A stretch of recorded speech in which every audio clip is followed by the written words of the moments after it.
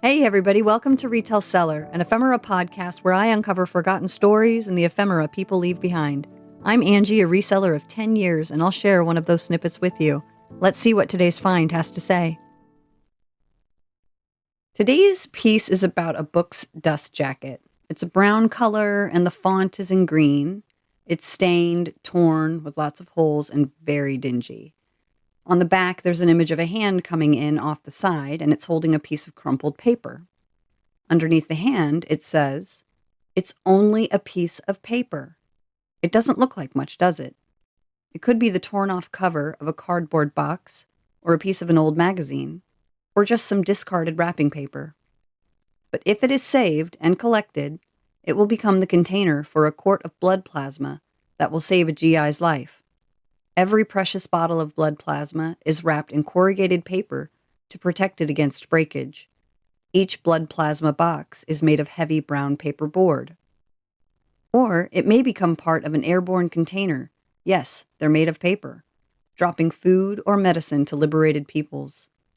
Or it may show up as a shell case for the shell or the bomb band for the bomb.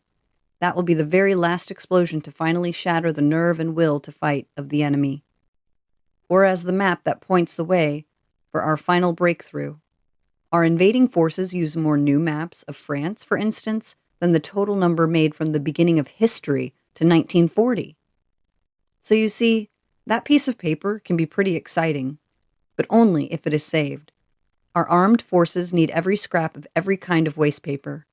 That goes for paperboard, newspapers, magazines, every kind of waste paper. Throw them away, and you're throwing away helmet linings, gun covers, ration containers, countless war materials too numerous to mention here. Save every scrap, and you'll help end the scrap.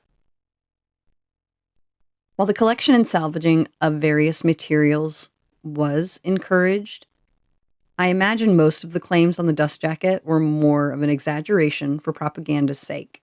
They wanted to drum up citizen involvement. We need ordinary people. You can help. I'll link to a few sites which go more into detail about the various efforts that went on and discuss it much better than I ever could. And with permission of my husband, I'm going to tell a short story about his grandmother. Every bit of her personality was a firecracker. She was the perfect representation of someone who lived through the Depression. They kept everything, they canned, they made things, and they fixed things. So when my husband's sister got married in the late 90s, Grandma brought over a jar of mints, and we opened them. The smell of that jar about knocked us on our feet.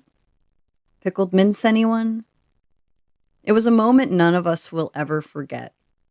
We loved it, and obviously remember it to this day.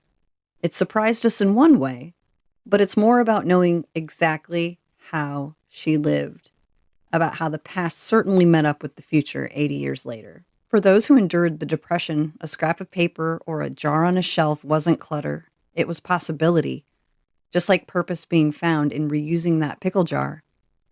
My question to you is, how did the Depression era affect you or meet up with you? Thank you for joining me as I shared a snippet of the past. I'd love to know if it connected with you in some way. Did it spark a memory or make you see something differently? If so, consider sharing it. Be sure to check out the show notes for additional info, links, and ways to connect. It's not nostalgia, it's human. Until next time, may you find something worth holding on to.